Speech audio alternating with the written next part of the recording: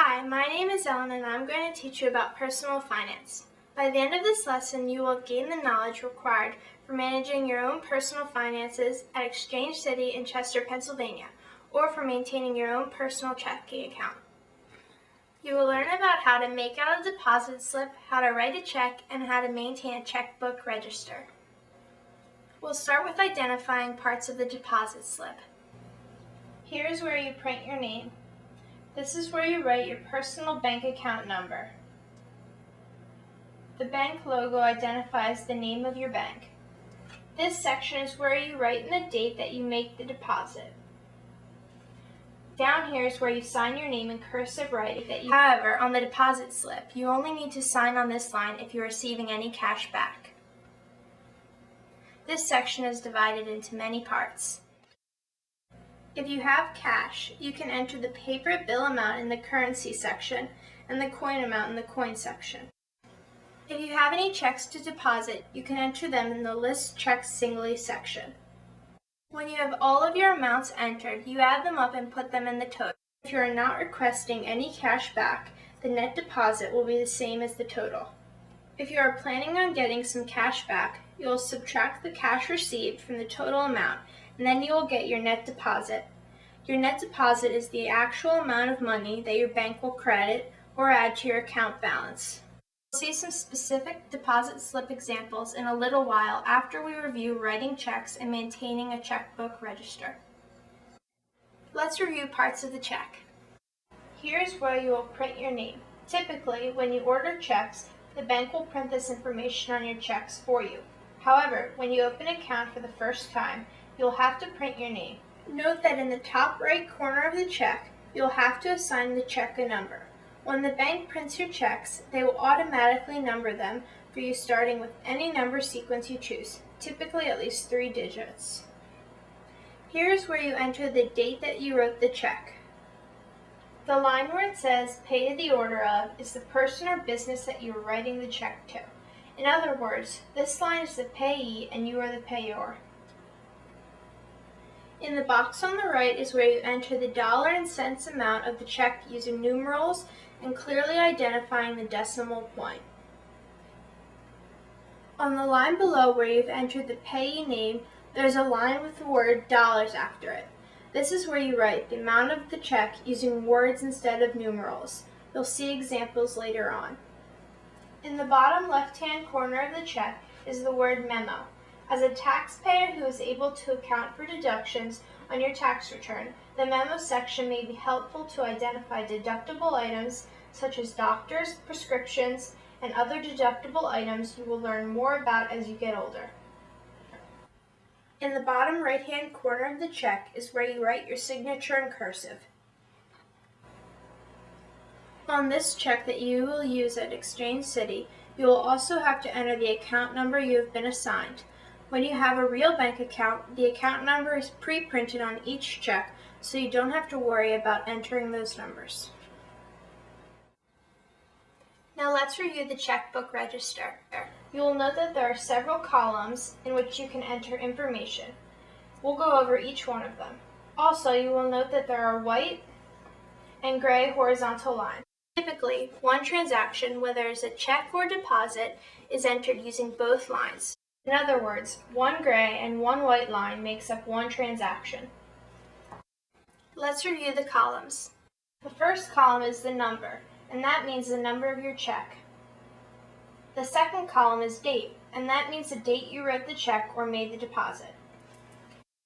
The third column is description, and on the gray line you enter who the check was payable to or where the deposit came from.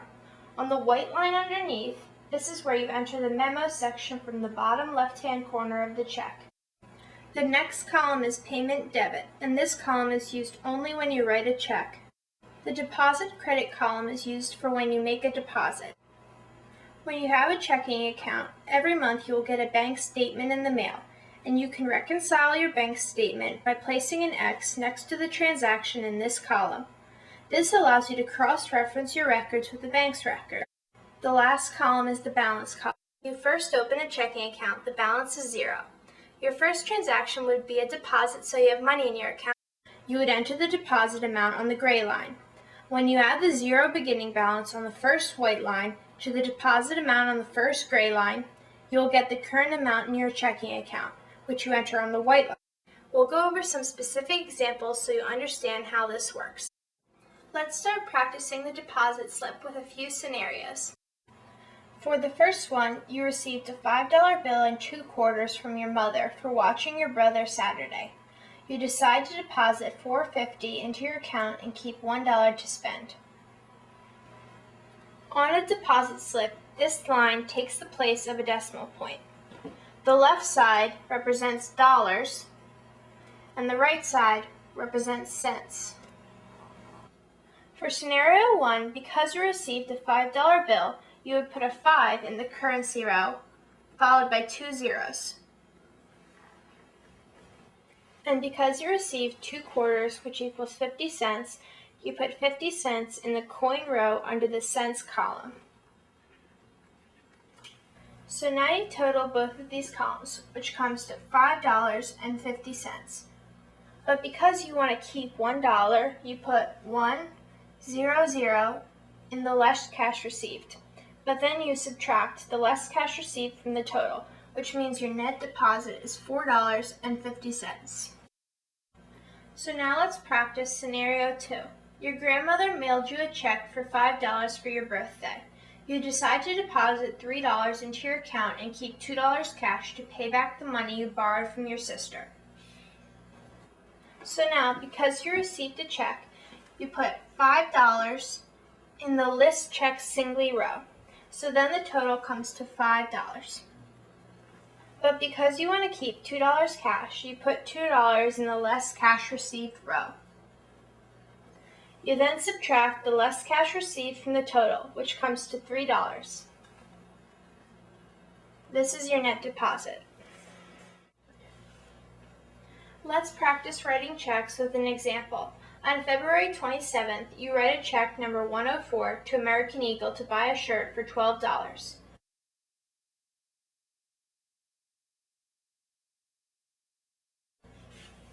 So, to pay the order of, you write American Eagle.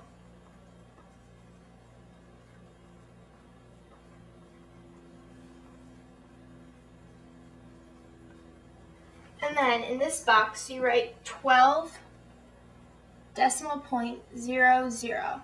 Try to fill up the whole box so no one can add numbers on either side.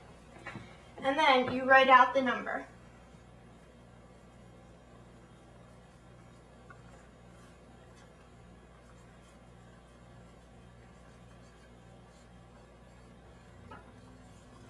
Again, try to fill the whole line so no one can add letters.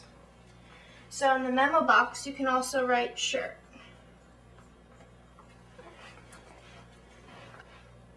Don't forget to sign your name in cursive in the bottom right-hand corner.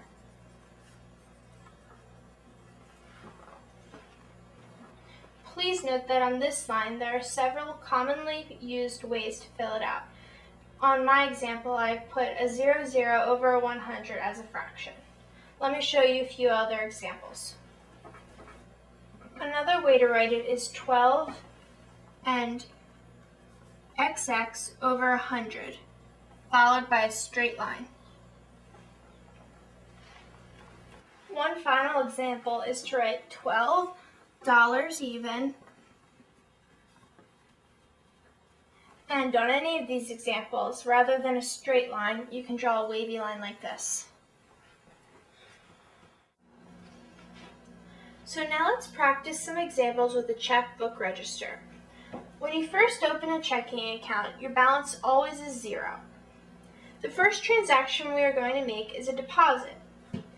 You received a check from Jane Doe for pet sitting. The check is for $10, so you put $10 in the deposit credit section. You then transfer the $10 over to the balance column. You then add the $10 to your starting balance of 0, which leaves you with $10. The next transaction we're going to make is a check you write to Super Sports for a ball. The check is number 101 and you write it on 10/15. The check is for $3.25, so you put it in the payment debit column. You then move this over to the balance column. You then subtract the $3.25 from your previous balance of $10, leaving you with $6.75. Note that this column has a plus sign, so when you make a deposit credit, you are adding it to your previous balance. And this column has a minus sign, so when you are making a payment or debit, you are subtracting it from your balance. That's it! Now you have learned the necessary skills to make out a deposit slip, write checks, and maintain a checkbook register. I hope you are able to use this knowledge by either visiting Exchange City in Chester, Pennsylvania with at least 60 of your classmates, or utilize these skills on your own with your own personal checking account.